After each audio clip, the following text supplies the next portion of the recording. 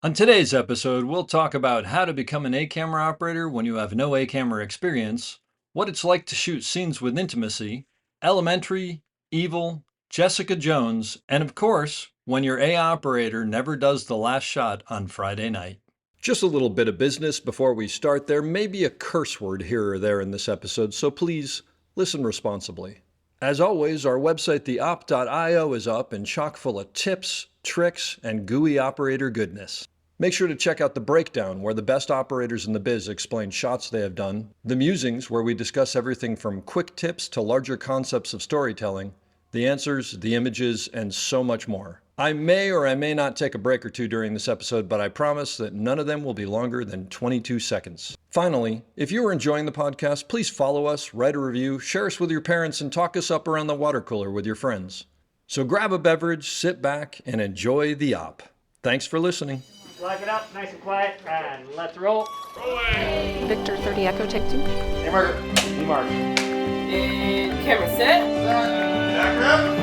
And action. Hello and welcome back to The Op, the podcast where we talk about operating, operators, and the art of visual storytelling. My name is Dave Comides, and I am your host. And today we've got an operator out of New York. I only mention that because we are over the internet, so if there is some sort of lucky buzzing or something like that, I don't know. That's the reason. But the kids all love the internet, so we're going to try this. But Kate Larose, who is been an operator for, I think you said 6 years now, and some of her credits, not all of them: Evil, Night Sky, Wu-Tang, and American Saga, Madam Secretary, Elementary, A Gifted Man, and before that she was an assistant for quite some time. And the two things I pulled out were Shame, which I think you did additional photography on, and I was on the full movie, so I think that means you worked with Sean Bobbitt probably. And Law and Order SVU, just because every single person in New York has worked on some form of Law and Order, so I probably have to say that legally. Thanks for being here, Kate. Thanks for having me. I actually think you and I may have worked together a day on Law and Order SVU. Oh, really? Because I was there for I, a little bit. Actually, I was wondering whether we worked together on Elementary, because Law and Order, I came in for like 2 episodes when the operator whose name is escaping me directed. I I can't you think of his know, name off. I only remember it because I think it was at that time that you were in the process of collecting all your garbage in your basement.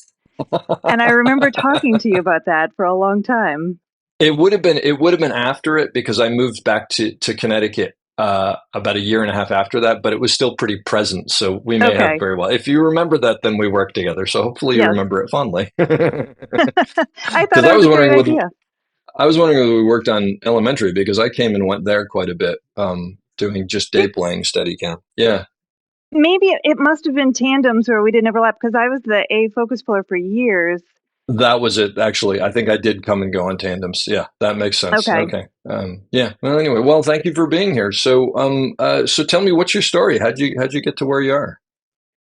Yeah. Well, first of all, thanks for having me. This is exciting.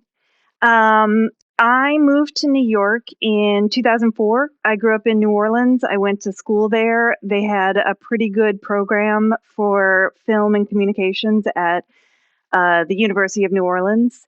And I was very lucky when I was there that a lot of movies had started coming through New Orleans. So I was able to intern on some pretty big movies. I did Ray and Runaway Jury. And then while I was working there, all the assistants were from LA. And they were like, "We hate LA. We're going to move here. This is great. We're all coming to New Orleans." So I was like, "Okay, well, sounds like I don't want to go to LA and I can't stay in New Orleans."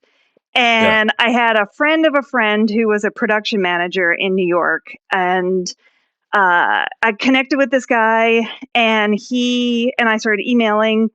And I remember him saying, "I'm crewing up on something. I could potentially hire you, but you don't live in New York. Why would I hire someone who doesn't live in New York?" And I was like, "Okay, I'll move to New York."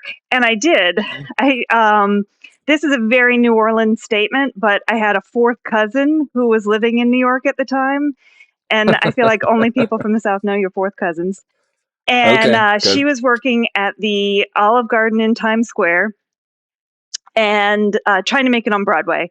And she had some coworkers who had a room available in Astoria. So I rented this room sight unseen from these guys, and I moved to New York. And then I called the guy, the production manager, and I said, I live in New York now. And he was like, oh, okay. I didn't expect that. I can't hire you, but let me give you some names. And so I started making phone calls and saying that this guy recommended me. And I got on one job during the week as an intern and another movie on the weekends as a paid driver. Now, this was 2004. I didn't have an iPhone. I had never driven in New York in Oh my my life, God. but nobody had driver's licenses here. So if you had one, they'd pay you. And I was driving Oh 15 past wow. and cube trucks through New York, like 22 years old, I was gonna crying say, in the how old are you? Midtown Tunnel, sort of like, what have I That's done with my hysterical. life? I've driven Yeah. through New York in my 50s and I'm crying in the Midtown Tunnel, so I totally Yeah, it understand what was you're talking about. terrifying. I did that for a little bit, and then I remember they sent me on a run. The production office is in Tribeca. They sent me on a run to the set in Jersey. When I got there, the key PA, I don't remember his name, he said, "Are you my new set PA?" And I said, "Yep, you better call the office and tell him I'm here." And I never left. Oh, that's great. Yeah, so PA'd for a while, but I always was interested in camera department, and I kept finding the camera assistants, talking to the camera assistants, and they're like, "Why are you in production if you want to be a camera assistant?" And I'm like, I don't know what else to do. Started looking online for camera jobs, took a camera internship on this movie called Maddie Fresno and the Holoflux Universe, That's and great. showed up every single day. The first assistant was this amazing woman, Jen Scarlata. She's now an electrician. And she helped me, she taught me what I need to know. And by the end of the job, they paid me a little bit of money and put me on the crew list as the second AC. And so then, you just take that and you go the next one and the next one, the next Sure. one. I think Law and Order was my first break into TV, and that was through an incredible assistant named John Floresca. And I had done an indie film with him, and he recommended me to Tom Weston. And then Tom started calling me to day play on SVU, which is then how I got Gifted Man, which then snowballed into Elementary. And then here I am, Well, there you go. So, wait, Law and Order SVU or Law and Order the Mothership? SVU. SVU. Okay. Oh, so Yeah. that's really where you were you a first AC on that? I was a first. I was kind of always a first. I seconded a little bit in 2004, 2005. And then my really good friend Damon LeMay wrote, directed, and shot a zombie movie in Rutland, Vermont. And he paid me to be the focus puller on that, knowing that I didn't know how to pull focus. And he was like, "Come up, work on this, and I'll teach you how to pull focus." And it was on film. It was a CP16, which I knew Oh, because we had those at the University of New Orleans. So oh yeah. again, you kind of fudge. Oh yeah, I know all this. I can do this. Let me And guess, was it a CP16 with that like old ingenue zoom that always was on the CP16? yeah, and I pulled focus off the lens, off the barrel. Yeah, of Just put course. tape and little markers, Yep. and yeah, and Damon and the DP just held my hand through that and taught me how to do it. And then I just kept finding little jobs as a focus puller and kept taking them. Wow. So when I did join the union, I joined as a first and had been doing a bunch of indie movies. One of them was a tier one. That's where I met John Floresca. So I didn't second or load very long. I mostly pulled focus. Wow, that's amazing. Yeah. And I mean to have your first sort of union gig be Law and Order SVU when it was probably what only 32 years into its into its run or I think whatever. that was like season 11 or Yeah. 12, if I But that remember show, correctly. like most of those, it was a little bit of, it's like a little bit of a machine, right? And Oh, absolutely. you just, I mean, it's a great place to like hone your skills. There's no question about it. But Yeah. they And, just have it prior dialed to down. that, I had been doing so many art films, which were incredible. And you feel like Yeah. you're a part of something and you're making something. But I just remember the first time after lunch, they came around with a tray of warm cookies. And I think I sold my soul for a tray of warm cookies. I was like, Okay, I don't that's want to do fair art. enough. I want to do this. I want to be on a stage with warm cookies at 3 o'clock every Yep. afternoon. And were you on the Law and Order stages when they were in Jersey or when they were Hmm? down by the pier there, like down by the Jersey, water? and then I think I worked on it a little bit when they moved to the pier, and Yeah. then Tom left to go do Gifted Man, and that was at Silver Cup East. So, yeah. Okay. Then from then I haven't worked on Law and Order since then. It's funny because I think I day played on Gifted Man too. Was Neil Baer's show? Was he the showrunner on that? Yes. Yeah, Yeah. because I knew Neil from ER, and I was in New York, Oh, and I think Neil gave Tom my name, and I came in for like a day on something. Oh, Jonathan Kaplan was actually directing the episode. Who's a friend of mine also. yes. He's a sort of looks like Santa Claus. Uh, I remember him. I remember him screaming at the background to stop acting because they were never going to make it. That's Jonathan. He has a heart of Yeah. gold, but it's under a lot of crust. Um, Yes. that's very funny. Oh, that's really weird that like we have all these like sort of crossings that sort of happened. So Yeah. how long did you assist before you jumped up to operating then? Um, I guess probably I think about 12 years. I was on all of elementary. And then elementary was going to end. Well, let me back up because Ron Fortunato and Tom Houghton, who recently passed, were the DPs on that. They were amazing, and they very much believed in people bumping up. So I got to day play as an operator a lot with them, Oh, cool. which was great. And it was mostly a wheels job, so I very much got comfortable working on the wheels and everything. Yeah. And the job was going to end. Elementary had an end to it, and I had decided that I was going to change my card at the end of elementary. And I remember they called us all together and they said, "We have some great news. We're going to get 8 more episodes." And everyone was cheering, and I just knew I couldn't do it. And it wasn't for any reason other than I had made that decision and mentally I was done. Mentally, you moved on. And also, by the way, for anybody listening who doesn't quite know what that means, is changing your card in the union in the camera local. You're an assistant, or you're an operator, or you're a director of photography, and there's a whole nother conversation. But between being an assistant and an operator, you can't really pop back and forth. Like once you're an operator, and et cetera, within a couple of days. So mentally, you had already moved on. So you didn't do the last 8 episodes with them. Yeah, I went to Ron and I said, I thanks for everything, but I think I'm ready to do this. And he said, I think you're ready too.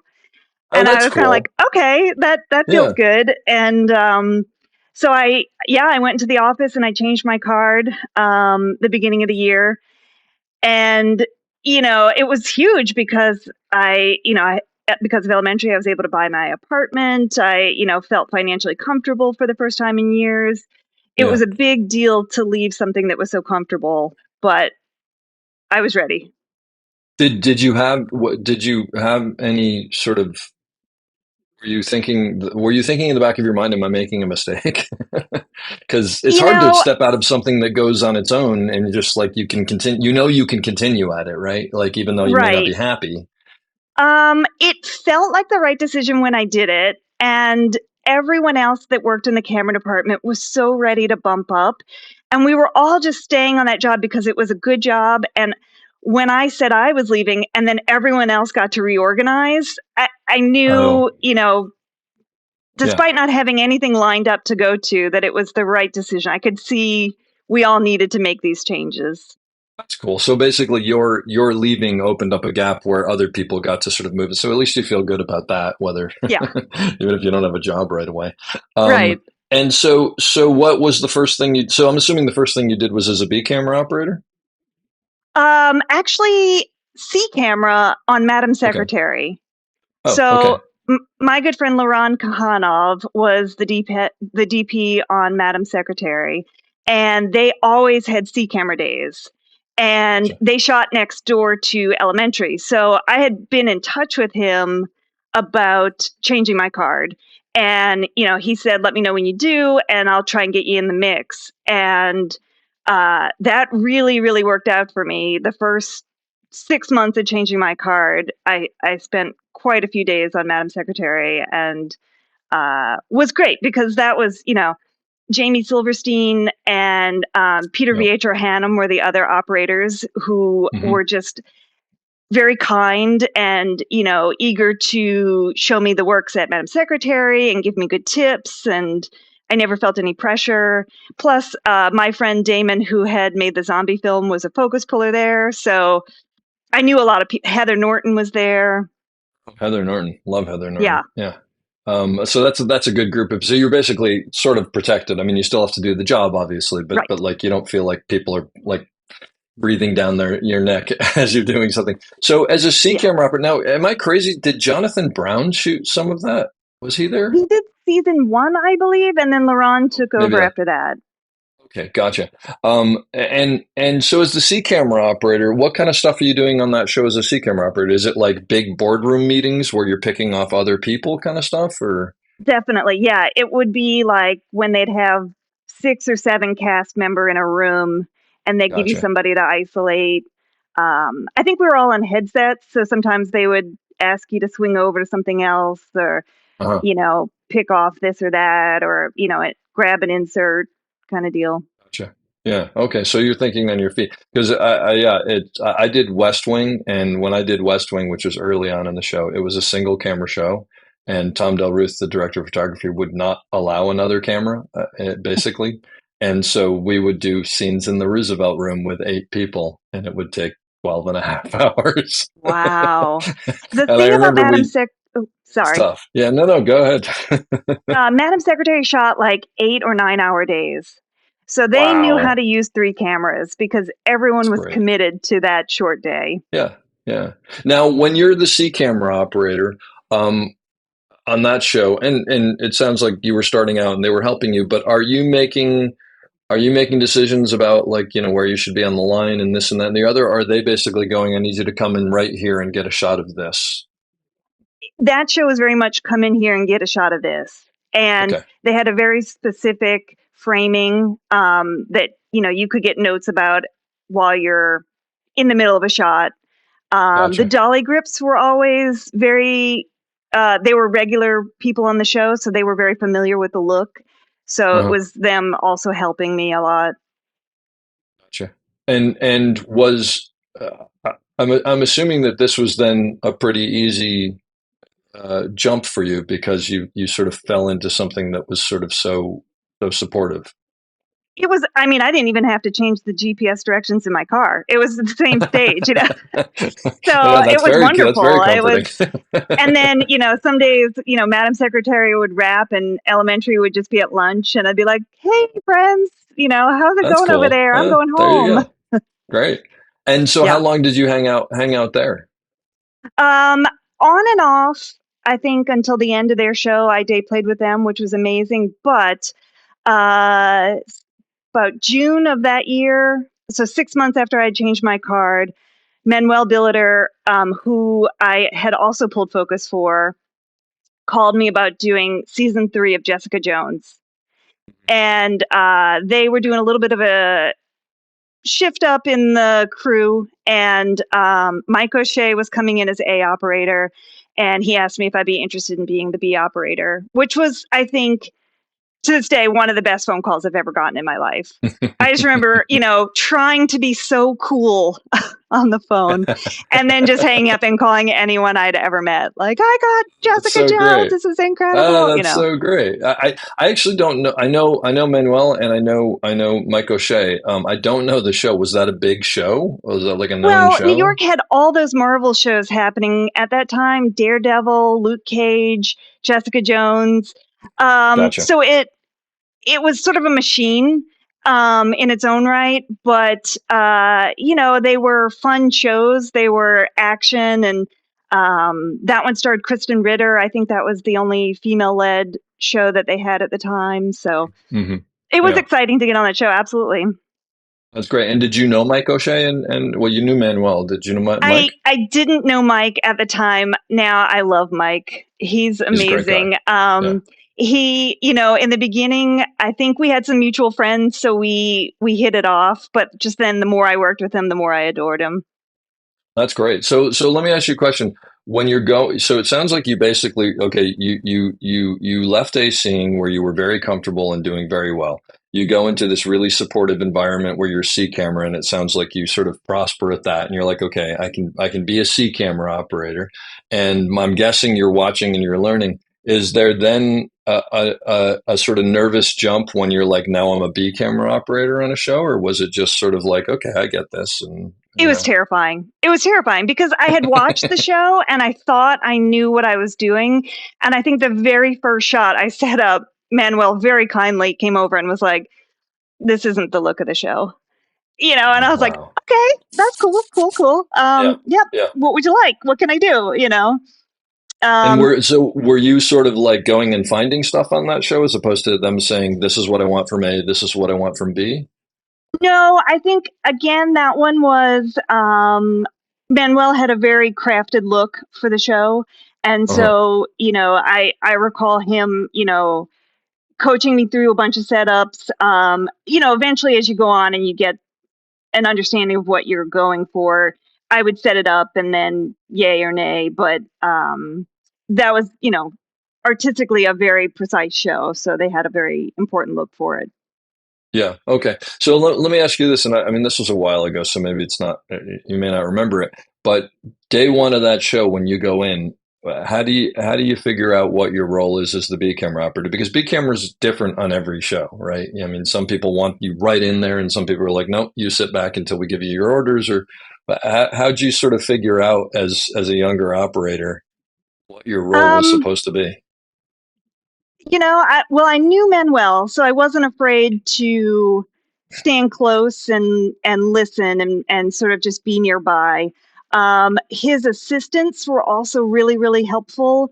They had worked with him on other jobs, so they kind of were able, because I don't think I'd worked with him. I think I did a day or two with Manuel when he was DP and I was day playing, but you just don't know somebody's way of working once they go from operator to DP. And I think the assistants were very helpful, kind of giving me pointers on when to jump in and not. I think pretty early on in the first day, I got in for a setup next to a camera, and that's when Manuel was like, "Yeah, this isn't the look. You have to drop down and you have to, find some foreground and do these things like Yeah. that." But Yeah. my thought as a B camera operator has always just to be kind of like a second AC. Like you're like a ball boy at the U.S. Open. You're close. You're waiting. You're paying attention. You run in and then you run out because it's always. I found the mantra of B camera is don't talk to me, don't look at me, go away. Where the fuck are you? I don't know if I can curse on this. I'm sorry. You just did, and it's okay. Okay. Yeah. So, the minute you go to the bathroom as a B camera operator is when they want to throw B camera in. So Wait, I've always tried to be as present as a B camera operator as I am as an A camera operator. yeah, I got you. No, that's great advice. And did you talk to Mike O'Shea ahead of time about what he was looking for from you, or did you just sort of go, I'll figure that out when I get in there? You know, I think the only thing Mike told me is he doesn't do the last shot on a Friday night. So That's I such a had to be classic New prepared York to thing. I stay love it. late on Friday. And That's great. actually, that's how I first got my hands on a crane because Mike was like, "Hey, you said yes to the job and I'm going home." So, There you go. so I just That's great. remember sun's coming up, sweating, winter, just terrified. And they're like, "Well, you are the operator here and there is a crane shot." What was it? A techno crane? Like what was the shot? Do you remember? Oh gosh, I don't even remember what the crane was. I know it was more of a beauty shop. It Okay. was uh, a train yard and kind of like a, wide drop down, nothing intricate. He wouldn't Okay. have thrown me into the fire, I don't believe. Yeah, But yeah, yeah. So it was basically just like the establishing shot as the sun yeah, was coming up or something like that. yeah. Do you remember if that's your first crane shot? Do you remember, did you have to work out the move with your dolly grip, or did they sort of do it and you just kind of hung on and pointed the camera? If you'd asked me then, I'd said I did it. If you ask me now, I'd say the dolly grip did everything. I gotcha. Okay, no, that's fair. But that's one of those things that I think is it's really hard. Learning how to set up crane shots is a really hard thing for new operators to figure out because it's so sort of esoteric, and it's not with a dolly move. You can go, I need the camera to be here and here and here, and suddenly you have this whole new nomenclature that you have to use in the pickle, and you've got three people and this and that and the other. So that's why I asked that. Do you remember at what did you do a lot of crane work on that eventually, or was that mostly with a camera? Mostly a camera, definitely. I think I did a few like remote head. I remember doing a remote head in a it was up in a bucket, 50 feet up, and I was following a cab down the street or something like that. Another Friday night special. That's pretty classic. I Yeah. actually, Mike O'Shea is out here in California, teaching a Steadicam course, and I just saw him last night. It's the first time we've actually ever actually met. So I Oh, think I might see him tonight, and I'm definitely going to bust him about this. please, and send him my love, please. I absolutely will. Actually, No, tell he's a him bless your heart. wonderful guy. He'll know what that means. Okay, bless your. I'm going to write that down. Bless your heart. Please, yeah. Um, that's great. So, how long did you just do that for a season, or how long were you on that Yeah, show? then Marvel got pulled from Netflix, and that's when Disney was becoming a streaming service, and so all those jobs went away. But the grip, the key grip and gaffer from that went on to the Wu Tang show, and they recommended me for that. So I went from that right into the Wu Tang show. The key group and the gaffer recommended you for that. That's a big recommendation right there. That says a lot. Yeah, they're great. They were great. John Dolan and Tom Landy. And, again, and I should back up a little and say, as an operator starting out, that you should be friends with the key grip and the gaffer and the set dresser immediately. Those are the people who are going to make or break your day. And not intentionally, but if you can have them on your side, if you have a green dolly grip and the key grip sees that happening, or if it's just, a matter of asking for something to be moved and, finding the diplomatic way to do it, they should, you should work on those relationships immediately. Yeah. And how do you do that? Uh, I put you on the spot yeah. because I don't know. How do I do that? I don't know. I mean, how do you make friends with anybody? You ask them about themselves. Yeah. um I mean, obviously in a genuine way. I truly am invested in the people that I work with. I'm with them more than I'm with my loved ones. So I like to find things about the people I work with that I care about and can connect with. hmm Yeah. Yeah. I think one of the other things that I've found over the years is, and in talking to people through this podcast, would I think it's become crystal clear, is letting them know very early on that you respect what they do in the sense of, I know this is a big pain in the ass, but in two shots, that's going to have to move. And I'm just trying to give you a heads up, and I wish it didn't, but and sort of those kind of things where they realize that you realize that their work is important and not always easy, and sometimes not fun, just like all of our stuff, but that you're aware of it. And I think sometimes that goes a Absolutely. long way. And as B camera too, you're back by the monitor. So you're with the DP, the key grip and the gaffer. You're paying attention. So you get a sense of how they work and when's a good time to approach, and if you can connect with them in those moments before you even get onto set. Yeah, yeah. So basically, as the B camera operator, whenever you weren't working, you were hanging out behind the monitor, just watching over shoulders to see what was going on. Absolutely, yeah, because I wanted to see how the shots were being framed, what comments were being made, what I could maybe jump in there and get. That's a really interesting thing that you just said that I hadn't really thought of much before is the comments that are made. Because you do get all that ancillary information of like, oh, why is he holding that lamp in the background? And it's just like, okay, so they don't like when lamps are hung up like that or whatever. You get all those little pieces that, Absolutely. yeah, yeah. Yeah.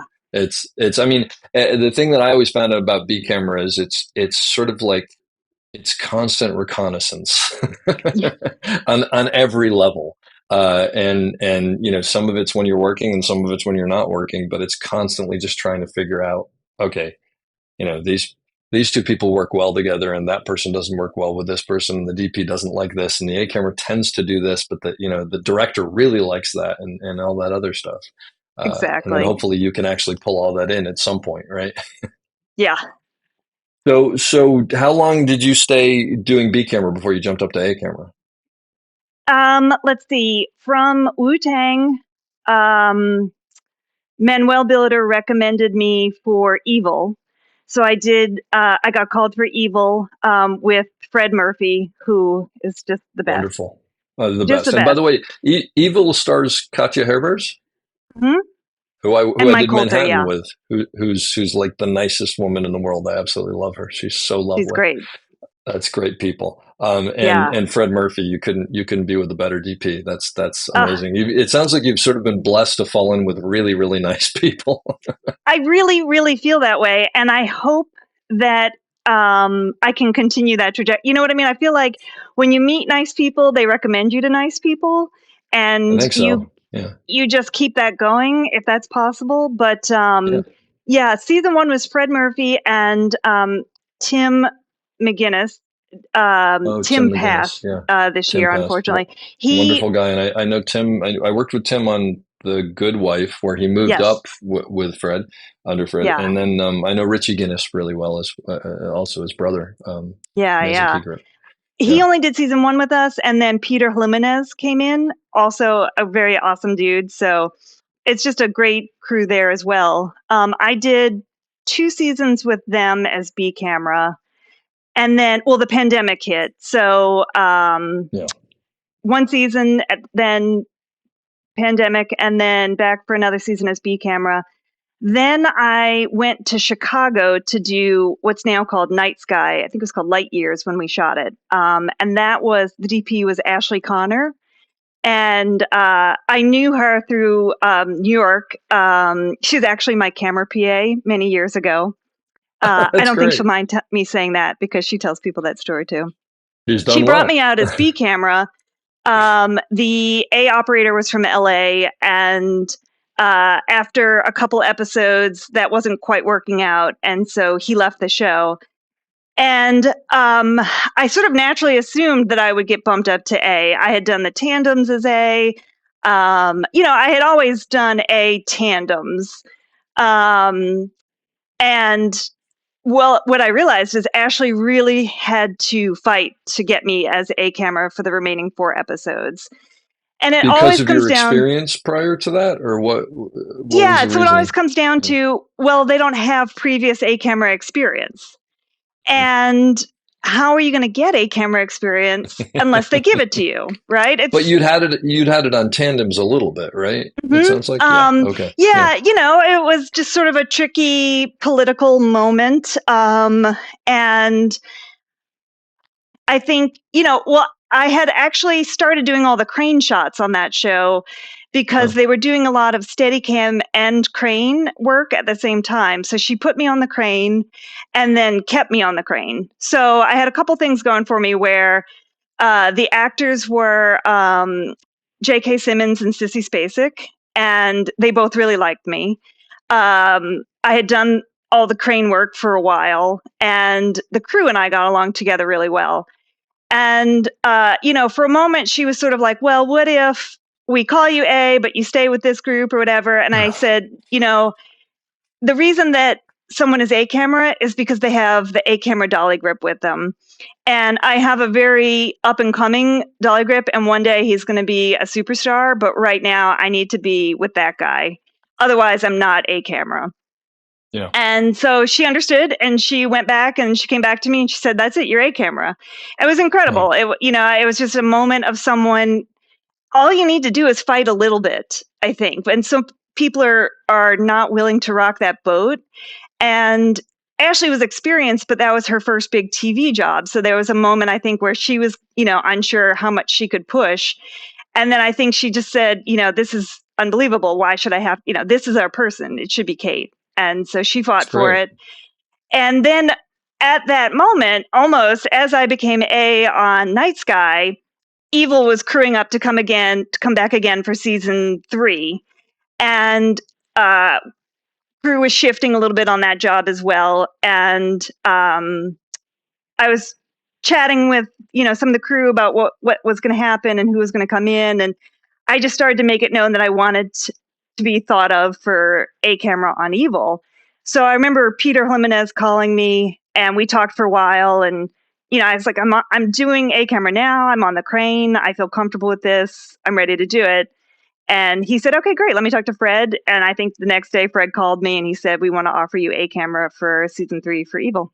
So that's great. I mean, so by the time you came on to Evil, how many episodes had you done as a camera on whatever the name of that show Night Sky. was? I Night think I Sky, did yeah. 4 episodes as the full A camera operator on Night Sky. Okay, so did you feel like I get this established, like I'm an A camera operator by then, or how long did it take you to sort of settle into that? I think you have to get yourself in the mindset of being settled into it right away. Otherwise, people aren't going to believe that you're the A camera operator. So then that said, I'm going to ask you the next question. What does that mean? What do you have to get in your head to be the A camera operator? Yeah, okay, that's a good question. I think you have to believe that you can show up on set and make the shots happen, that people will trust you, that you understand what the DP and the director are asking of you, or if the DP and the director are asking you 2 separate things, that you can work with them to come up with one thing to shoot, that your crew is going to trust you and your actors believe in you and you can help steer the ship as best as you can until they call lunch or let you go home. That's actually a great definition of it. Probably one of the best I've heard, because it's an esoteric thing, right? And it changes on every single set. I'm a Yeah. little shocked to hear that there are sets where the director and the DP want different things, but maybe we can talk about that later. But so what do you think? I mean, maybe you just answered it, but what do you think the biggest difference between being the B camera operator and the A camera operator is? The dolly grip. Oh, wow. Okay, tell me about that.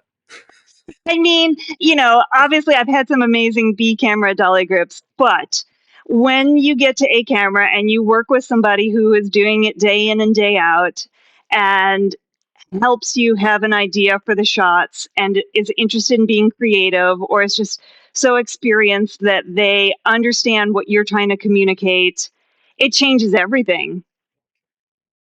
It's weird because what you said is right. Is like sometimes on B camera you do get stuck, not stuck. You get to work with a really good dolly grip, but the reality is they don't stay on B camera very long because someone takes them up and puts them on A camera, either on that show or somewhere else.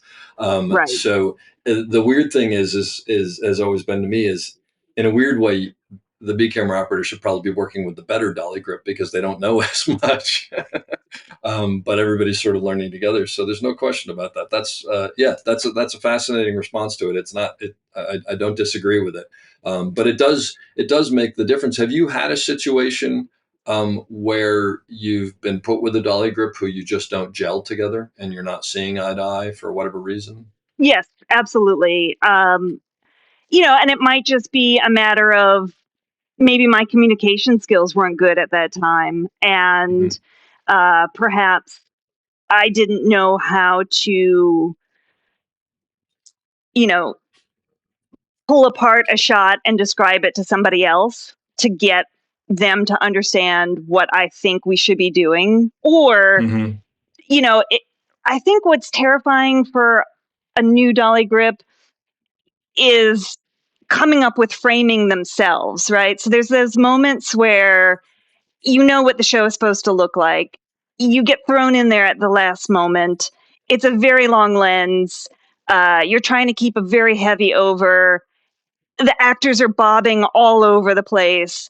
and you're doing so many hand things behind camera that the actors will stop and say, "Is everything okay?" And there's nothing worse, right? You're just like, Because you're "I'm flapping so your hands to the sorry." dolly grip over there. Yep, yep, yep, Yeah. yep, yep. You don't want to distract the actors. It's the last thing I'm trying to do is, ruin a good take because I can't communicate well with my crew. Yeah. So if the dolly grip is willing, encouraging them to watch the monitor with you. It's tricky, it's there's such a pay disparity between operator and dolly grip, and I think that's Hmm. very unfortunate because what they do is just as important. And so for people who don't want to be a dolly grip but got stuck on the camera for that day, um, to ask them to pay attention when they could be returning a phone call or going to the bathroom or getting a snack, it's very difficult. And Hmm. I've had some very young dolly grips who are very interested, and I'll talk to them about it, and I'll tell them, go watch old episodes of the show with the sound off, and just think about the framing. And some of them That's think that's perfect. really cool, and others are like, yeah, okay. It's so funny that you say that because you're not a lot. I haven't heard that from a lot of people. And one of the things that I tell younger operators is if you have a movie that's a good movie that you really really like that you've seen, like the first one I ever did this was Silence of the Lambs. I've seen it so many times I could tell you every single line. And one day I turned the sound off and I just watched it without the sound, and I totally got the story because I know the story, so that doesn't make a difference.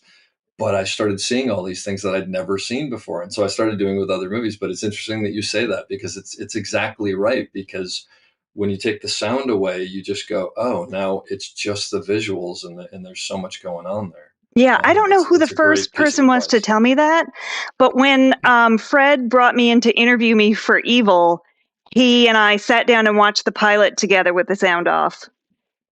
Really, Yeah. that's amazing. And he just sort of narrated through what he likes about it and Hmm. what yeah, And we just talked about the that shots, is and he talked about movies that inspired the shots, like Night of the Hunter.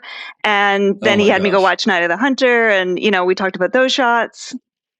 That's great. What a gift to be able to sit with someone like Fred Murphy and have that kind of discussion. That's Yeah. incredible. So by the time you got onto Evil, it sounded like you were like, okay, I'm an A camera operator now. Well, not till season 3. I did 2 seasons as B camera.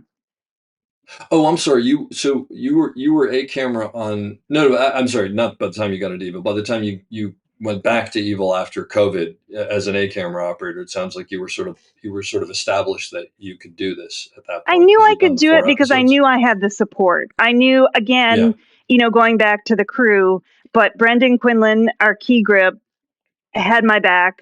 I had an amazing dolly grip, Rob McCleary. I had Bob Vecchio as my focus puller, Elisa Colley as my second. And all these people were rooting for me. I just Hmm. felt like they were with me. Like we showed up on day one, and Brendan would, stand in the, we'd rehearse and we'd do our thing. And then we'd talk about the shots. And then Brendan would look at me and go, "What do you want to do, Lady Kate?" And that said to everyone, we're letting Yeah, her tell us what to do. And when that's you have unbelievable. that kind of person who is important to the production give you their Yes. attention, everyone follows suit. Yeah, no, it's you've been anointed, right? Yeah. That's all you really need, and it's really kind of amazing. And but there is something to be learned from that, which is as you're moving up, and I know I found this. One of the things is I would go from set to set, and my thing, I'm a steady cam operator, and I came up when you were just a steady cam operator and you came in as the steady cam operator. And truthfully, like you'd come in for your shot and a lot of the camera people would just like leave. They'd go, take a nap or something like that. So you were sort of on your own. But one of the things that I used to sort of try to figure out was like, who is the leader on that set? Who's that person that I have to get on my side that if they're on my side, everybody else is going to fall in line. And it's exactly what you were talking about, Yeah. which is, it seems sort of nefarious, but it's the truth. It's the truth. It's like you very quickly have to figure out how to get acceptance into the herd almost. And it sounds like it just happened naturally with you, which is fantastic. Well, I wouldn't But say, definitely not naturally, but you work at it. What I just taught this crane operating class on the East Coast. And what I realized as I was making the what do they call it? Like the way to teach the syllabus. When I was making the Oh, okay. Yeah, syllabus the for the class, it gotcha. became Yeah. less about how to work the crane and more how to work with the people who are also on the crane with you. And I Yeah. just kept trying to drive that home as this is a team sport. You know, if you listen to what people complain about operators the most, it's this solo one man show ego. And it's just not that. We're all trying to make a good show and we all want to just get it, the best that we can, keep the show the way that it should look, and be able to go home to our loved ones at the end of the day. So Yeah. if it's Yeah. one person standing up there thinking that they're carrying the show on their backs, no one else is with you. They're like, great, go ahead, carry it, do it. Yeah, I'll go out to the truck. You finish this up. Yeah, exactly. no, that's so that's very astute. And there's no question. One of the things that I talk to people all the time about is like, yeah, there's like panning and tilting and crane work and whatever, and I just assume that you know that or that you're learning that or whatever. But 99% of this is interpersonal skills and being able to read the room and being able to work with people who maybe you don't agree with and maybe you don't work correctly together. I mean, obviously when you do, that's easy. Like that's a no brainer because it just happens, right? But when you don't is when you have to sort of go, okay, how do I, how do I sort of manipulate this scenario so that we can all work together? And what am I doing wrong that's not working for you or whatever? And I know personally when, I'm not gelling with a dolly grip, if it's not my dolly grip or something like that, my first thing is, what am I doing? What am I doing wrong? Because clearly I've screwed up somehow. So how do we fix this? And sometimes it's me and sometimes it's not. But I think there's a lot to that, yeah, it's not about moving the crane. It's about how you figure out how to move the crane together, and, Exactly. and And, working as a everyone's team. allowed to have a bad day. You're going to show up on some show and someone could have gotten in a car accident in the parking lot and they're just, frustrated, and you show up and they're not interested in working with a day playing operator. And, you have to maybe gauge how much is it me being annoying and how much is it just life in general. But, Yeah, the best that we can do is ask people what their opinions are, ask them, how they would solve a problem. Um, People want to, I think for the most part, if you're on set, you want to be there. So yeah, why not? yeah. Hopefully. Yeah, hopefully. Hopefully, there's some people I sort of wonder why you're still doing this, but that's another issue. Yes. Um, Earlier, you alluded to the just shockingly surprising idea that sometimes the director and the DP might want the operator to do different things. Not that this ever happens, but if this hypothetically happened, how do you deal with that as the A camera operator?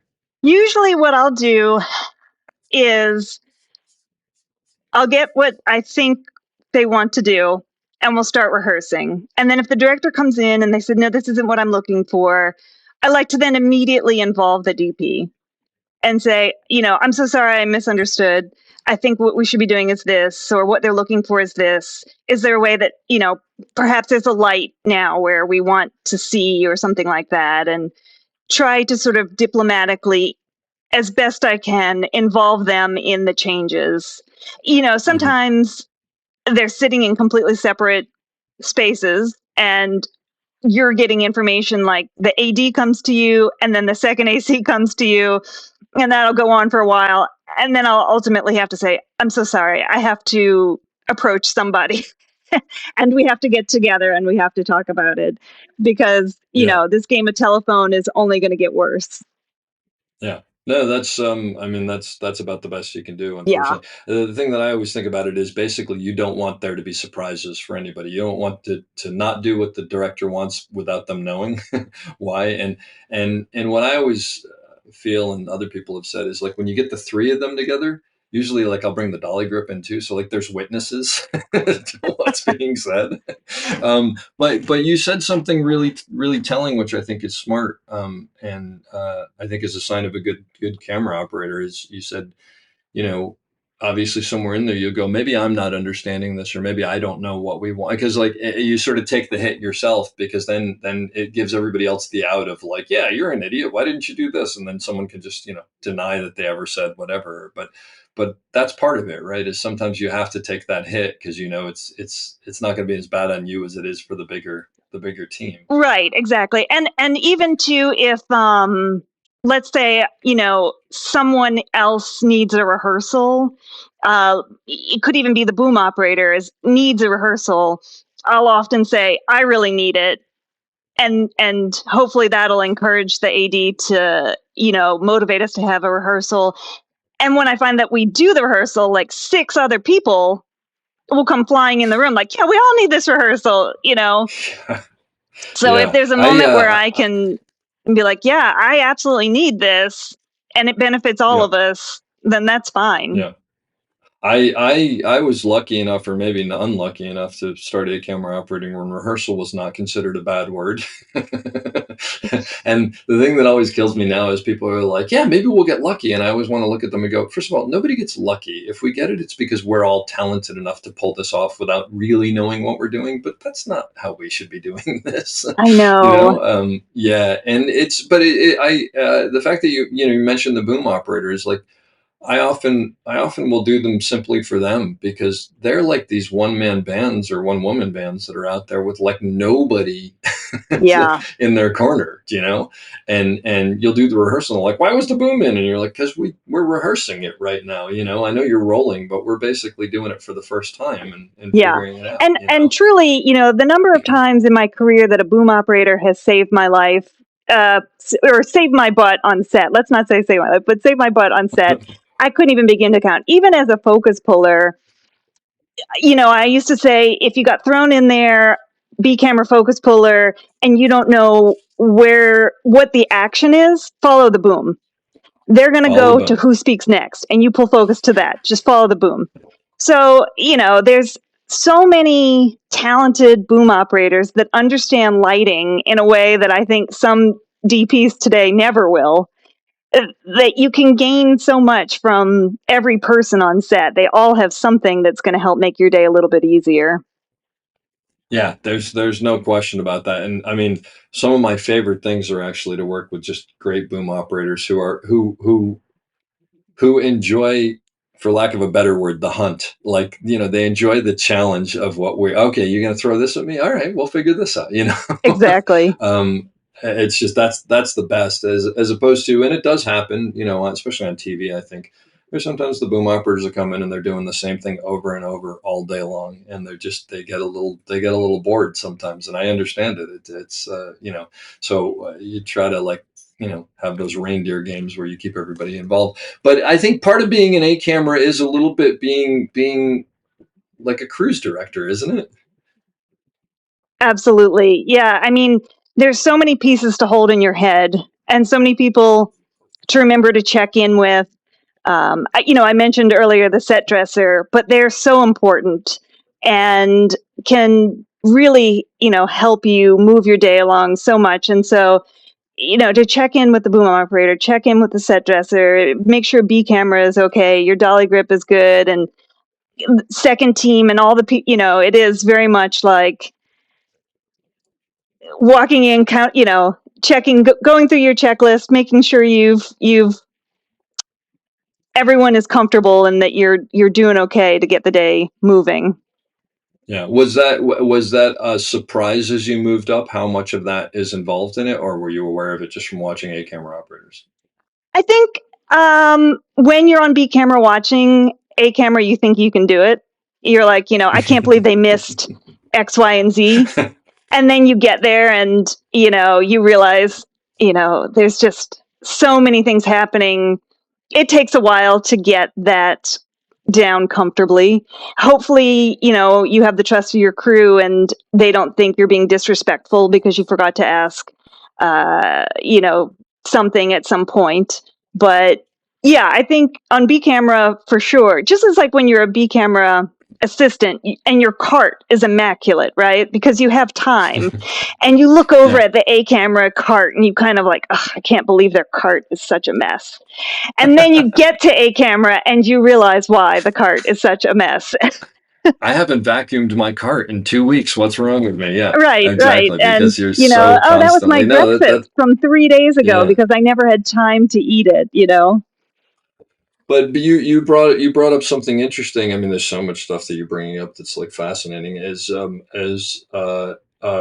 When you do screw up, when you say we're ready and you haven't checked with the boom operator or whatever, how do you handle that? Oh, I just immediately apologized because I remember as B camera being so frustrated when set is called and nobody's asked if I'm set. You know, so Yeah. I definitely get that I've made a mistake and, you know, plead for forgiveness. I think that's key. I mean, and the reason I bring it up is I think it's something for younger operators to recognize is that number one, we all screw up constantly. Is one of the things that has come out of. I have some students and whatever who listen to the podcast and give me feedback, and one of the things that's come back is like the fact that we're all hanging on by our fingernails most of the time, and it barely works. But is that, I'll be in the middle of a shot and I'll realize that I've changed some portion of the shot, but I never mentioned it to the boom operator, and I'll sort of throw him a look or try to get him whatever, and then afterwards I'll just go over and go, I totally screwed you on that. I'm so sorry. And 9 times out of 10, because I do that, they won't care. I mean, yeah, well, they're not happy about it, but they get it, and I think that goes back to being just letting everybody know that you respect what they do and hoping that they respect what you do. I think there's so much to that, right? Absolutely. Yeah, yeah. What about working with actors? Do you have any tips for working with actors, working with tough actors? Working with easy actors is easy, but working with tough actors, have you had any situations? I mean, you don't have to name the You actors know, or I the think it show. all boils down to the same thing we've been talking about, which is respecting what they do. I think the most important thing I have learned is to give them their space when you know they need their space. And even if you have a friendly relationship with them, there's a place and time for that. And if you try and bring up an old joke or something that was funny, 3 setups ago, when you're now in their coverage and they're in the moment, you can really take them out of it. And that'll slow down the day. And, I so much respect what actors do. And, to have to do all the things that we ask them to do, like when the DP will come in and say, well, just ask them to blah, blah, blah. And you're like, okay, they're crying, but I'll try. And, you have to approach them and say, if you think of it, could you just sit in this weird way on the tiny half of the chair that has this piece of tape on it and only move your head to the left, never to the right, or we have to do this all over again. And don't bring your coffee cup up on this point or you block their face and go. You know what I mean? And you've Yeah. asked them to do the weirdest things with their bodies and they make it natural and they continue to act. And, if you can just sort of quietly communicate those things without taking them out of the moment, I think that's the most important. Yeah, I mean, and it comes back to reading the room and just Yeah. understanding them. But when a DP comes in and says that, and you know that note is going to fail just because of where the actor is and whatever, what do you just go right back to the DP and go, I can't do that? I try to give the note because what I don't want to happen is to do 2 more takes and that note was so important that we're not getting it and then the DP come Yeah, back to me and say, did you give the note and why didn't you yeah, give the note? So I'll always, if it's a very intense moment, I'll approach our first AD and then maybe they can have that conversation. yeah. Uh, Or what do you think? How should we get this note in there? What's the best? exactly. Yeah, And yeah. and particularly Dennis Doyle, who's amazing, will have that conversation and he'll go, I'm not telling him that. And I'll go tell the DP, I'm not telling him that. And then That's you're the like, first. That's the first AD you're yes, talking yeah, about. Dennis. Dennis. And Okay, and gotcha. so Yeah. then maybe you have someone who's in agreement with you that like this is not the best time right now. Yeah. Because I have had those situations, and I'm sure you have too, where it's like, and to nobody's fault, but like some people get tunnel vision, and they're looking at the light, or they're looking at the couch in the background, or they're looking at whatever, and not just DPs, but across the set, and they lose track of the bigger picture, and it's just like, I can't go in and give them a note about holding the coffee cup. They're talking about, these Right. huge things. It's just not. And mostly when I will push back with that is not because I don't want to and it's uncomfortable, just because I have worked with these people close enough that I know that this is going to fall flat. It's probably going to spin them out, and we're not going to get what we want from it anyway. So we have to figure out some other way, to do it. But I think that's about establishing a rapport with your actors and knowing what works with them and what doesn't work with them, right? Yeah. And And hopefully, sort of, you know, they understand where I'm coming from when I'm asking them these requests as well. yeah. Yeah, and I think that comes down to not only asking for the requests if they're necessary, right? Exactly. Staying out of that as much as you can. And so that hopefully when you do come in with something, they're like, well, Kate never comes in with anything, so this must be something important. Right, right. And do you have any, I mean, I know I have something other people have, some people do, some people don't. Do you have something when you start a show, how you introduce yourself to the actors, how you connect with them? Is there anything that you specifically try to do to try to figure out? Because there is that beginning thing of going, are you a method actor? Are you someone who needs me to be involved in your performance? What do you need from me in this 3 feet that we have together? I think I think I've always been very good at reading people. I think I was always an introvert in school, and I always spent my time people watching rather than engaging. And I think that's actually helped me as I've gotten older to sort of figure out how people like to be approached. And so I guess I haven't really thought about it that much, but I've always sort of I'll observe a little bit first. I never want to come in and be like, "Oh my God, Sissy Spacek, I'm such a fan of your work." Even though inside you're like, "This is a legend. I'm freaking out Yeah, right now." But yeah. you're behind camera. You need to ask them something. I generally try to introduce myself first, and then give them a quick note. And perhaps if there's a moment later that you can talk a little bit with them and begin to engage with them, that'll be helpful because then they remember you and they, want to work with you to make things happen. But I always approach tentatively at first. I never want to overwhelm. I don't want them to be thinking about me. Again, as invisible as ball boy in the U.S. Open as you can be, until you need to run in there, give a note, and come back out. I think is my Hmm. modus operandi. Yeah, yeah. No, that's all that's all valuable stuff. And I mean, the thing that I've found over the years is there's no right.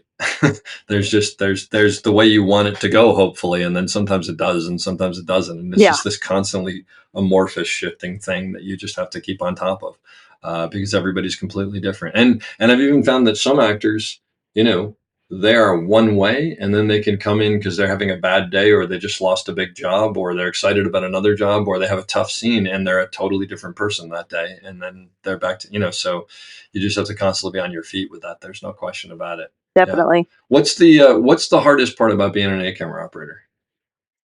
What's the Finding hardest the part of time your to go to the job? bathroom. If I could tell you how many people have explained that, because do you know who Don Devine is? I don't know. Don's just a legend of an operator. Like, he did the last 2 seasons, I think, of Barry, and I mean, he's been around forever. And he and I were talking about it, and he goes, "Did you ever notice how, like, you'll set something up and it's all set, and you'll go, look, I'm just gonna go pee,' and you go out the door, and then you realize you forgot, you forgot to do something, and you come right back in the door half a second later, and suddenly, like, it's no longer a Western, it's now like a sci-fi movie, and the camera's like in a helicopter, and you're like, how did this happen?" Absolutely. But it is weird how that, like, you're sort of afraid to leave, because sometimes when you leave, like, decisions are made, and then you got to come back and you go, okay, what am I doing? Yeah. I mean, I've had experiences where there's a PA standing outside the bathroom going, just take your time, but if you could just come back, we just need you right away. It's so shockingly accurate. It is funny. And then the other part of it is, like, you're like, okay, I'm just trying to have a moment in the bathroom and you're talking to me the entire time. Yeah, Trust me, yeah, this is going to be faster if you go away. right.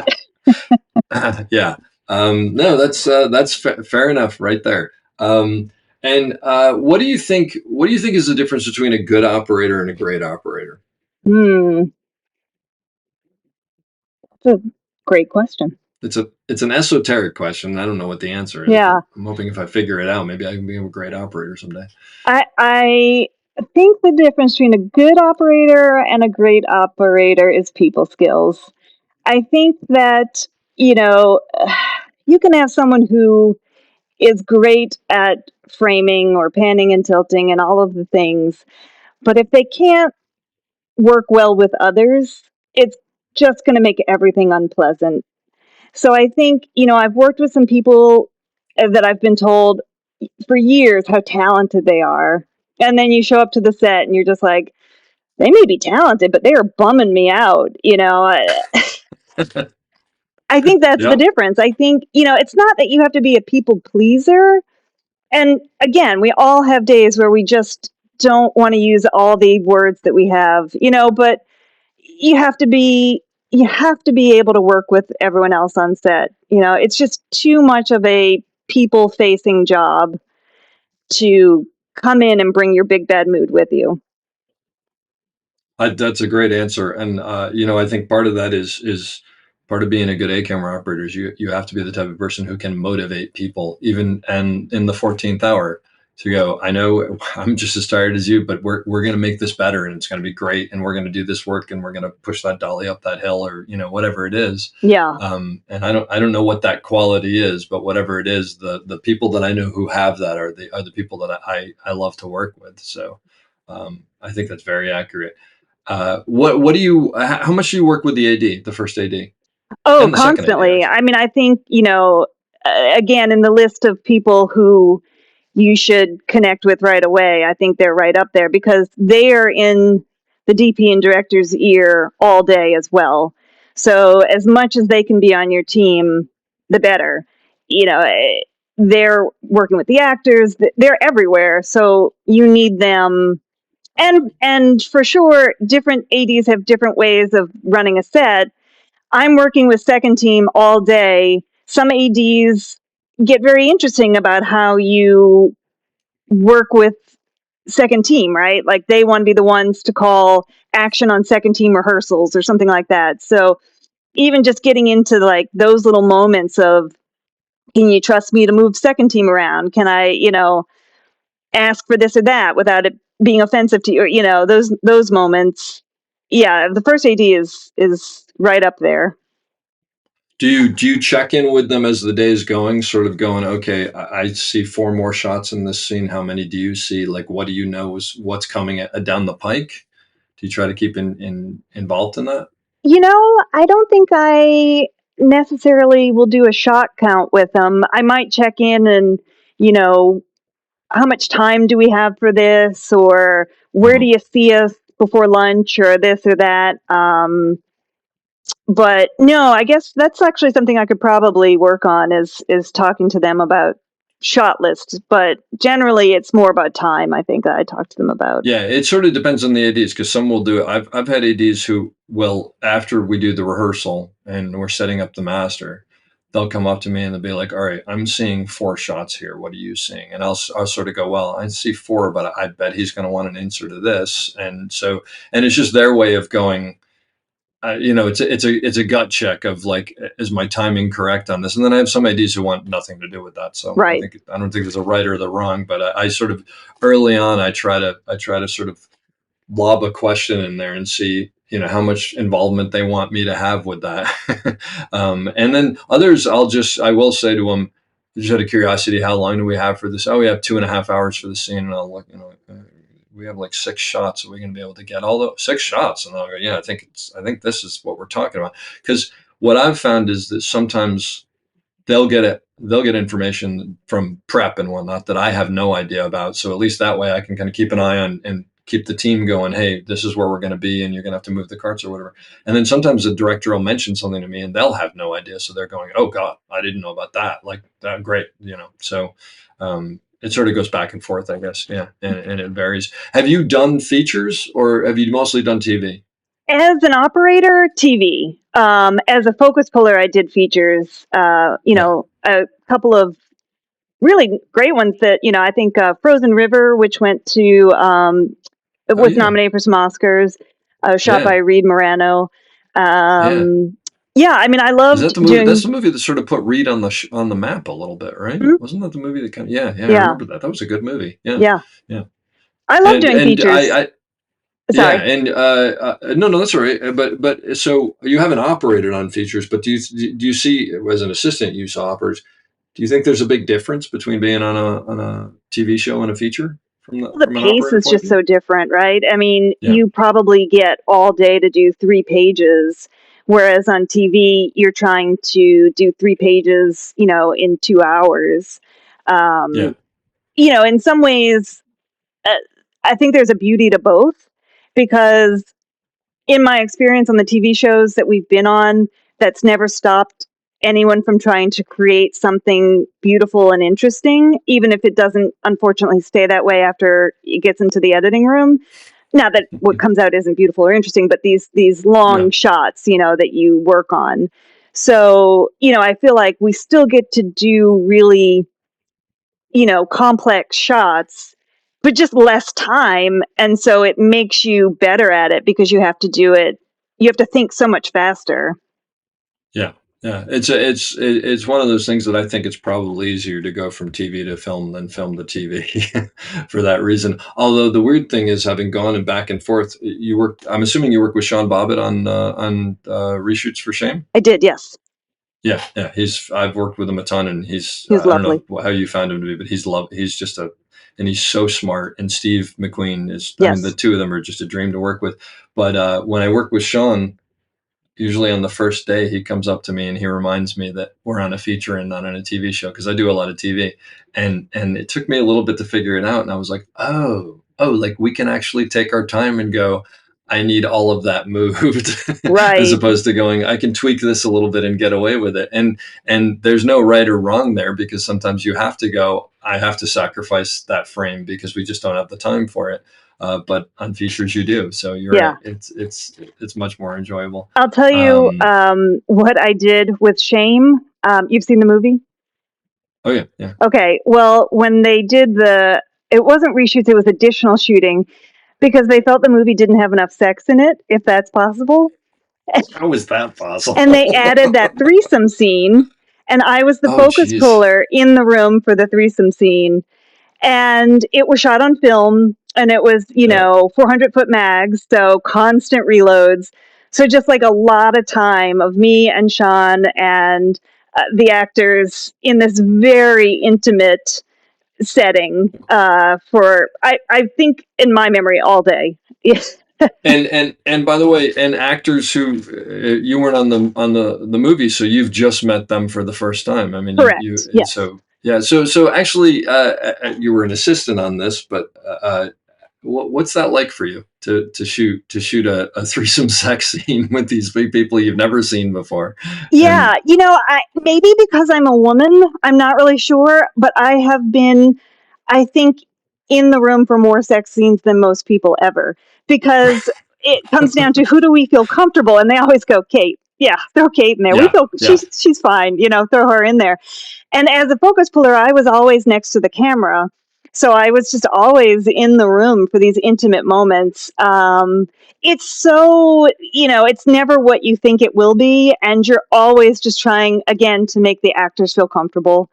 Hopefully there's nothing happening that you need to take personally or feel uncomfortable about because you're just watching, people emulate something so intimate and you're thinking like, is that nipple 3.5 or 3.8 away as you're pulling focus? Yeah. You do start getting you start asking yourself very interesting questions Yes. that in the back of your mind, they're like, what am I doing with my life? That's yeah, no, that's a very good description of what it's like, because I've tried to explain it to people before and I'm like, oh, it's just tedious, Yeah. and it's usually like really hot, and It's always the it's yeah, warmest. I don't know why, but it's, yeah, they probably keep it warm because people don't have their clothes on or Right, whatever, right. but it's just like, it's so uninteresting in a weird way, Yeah. and yeah, and usually, like you said, and especially with, like, wide and tight and everything like that, or close and wide, that if it's handheld or something, someone's like 4.5 inches away from people, and it's just, yeah, Yeah. it's a bizarre thing. Yeah, and you don't do Steadicam or anything like I do that. not. You're do you find that that's a hindrance, or have you felt that that might be not having a specialty? I don't know. I mean, currently it hasn't been a problem. I've never been a gear focused person. I've worked with some amazing Steadicam operators, and they're always talking about the latest version of the rig that's coming out and duplicate cables and so on and so forth. And I just, I totally check out in those moments. So Clearly, you've never worked with me then, or when we did, you didn't realize that, because I am so non-equipment I oriented. don't think we did any Steadicam together. I don't think we had We that would, yeah, opportunity. But yeah, yeah, there's a few really great Steadicam operators that aren't like that. Carlos Guerra, who's just a dream to work with, Mhm. by the way. Yep, But it uh, to me, it never really piqued my interest, and it's a big financial commitment to get the gear. yeah, So I just sort of took a gamble and said, I don't think I want to spend that money. I don't feel compelled to do it. That might relegate me to a life of B camera. I'm not really sure. But, I think the jobs that I've been on have been fine having B camera as Steadicam. And quite honestly, if you ask probably your A steady operators and your A focus pullers, a lot of people prefer it to be B camera steady because you get a break. yep, Anytime that a shot can be steady cam and your A focus puller can then take a breather, go to the bathroom, whatever, you're doing your crew a solid. If you're yep, continually saying, no, we can do that. I got that. Bring this in, do that, again, it's, you have to realize, your crew, they're human. And if you're trying to get brownie points by doing every single setup, it's only going to hurt you in the long run. yeah, yeah. There are often times when I'm on a camera where I'll just go in and I'll go, can we just have B camera do this shot? Because I mean, they're very good, they're very capable, and we just, it'd be great for us to, like, be able to go to lunch, Yeah, 20 minutes early, and just, grab a nap afterwards or whatever. And when you're working with the right people, they realize, like, yeah, because my thing is always, well, if I'm on A camera, if I'm on B camera, which I love, but if I'm on A camera, I don't want a B camera operator who's not as good. I want a B camera operator who's just as good and just happens to be the second camera, just because there has to be some hierarchy on some level. But exactly. my suspicion is, with the path that you've taken, you probably will not have any problem. And I like the fact that there are A camera operators who are not Steadicam operators. I think it's a better. I think there's something good, like you said, about having the B camera operator be the Steadicam operator. And Especially because whenever there's a tandem, your B camera operator becomes your A camera operator. So shouldn't exactly, they yeah. feel just as comfortable jumping in and leading the charge for a couple setups? That's exactly right. Yeah. No, I couldn't agree more. I mean, of course, egos get in the way, and the reality is there are some people who are just like, no, you have more experience as an operator. We want you on A, and I get that. So, it takes all kinds. But yeah. Well, Kate, this has really been fantastic. You have so much to share, and it's so great. I appreciate you coming on and talking to me, because, as I've said to other people before, you know, I've been doing this for 30 some years, and I can talk about when I made the jump to A camera, and I can talk to people who are, my contemporaries about the same, but it was a long time ago. So we're sort of grasping at straws, and you're past that point, but you're closer to it, and you obviously have a lot of introspection. So I appreciate that. Thank But it you. was great talking to you and getting to know you. I'll leave you with the final question that I pretty much leave everybody with, and let you take us out. basically anybody getting in now, anybody moving up to operating now, or Kate now talking to Kate, I don't know, 6, 8 years ago or whatever, what advice would you give to those people on how to succeed, how to get ahead, how to thrive, how to do well in this business? Save your money first and foremost, right? Like when you start making good money and you think it'll never end. I always tried to live like I was still on those non-union $150 a day jobs for the longest time. I think that's super important. Save your money. I think also have patience. There's no right way to do this. And especially with the pandemic and now with the strike, it may feel like your time is not going to come. But I think if you are committed to it, if you're able to make it happen, you have to have a little patience to stay in this industry. I hope you enjoyed that as much as I did. We'll be back soon with another great episode. Don't forget to check us out on theop.io for all sorts of information on operating and storytelling. So thanks for listening and have a great day.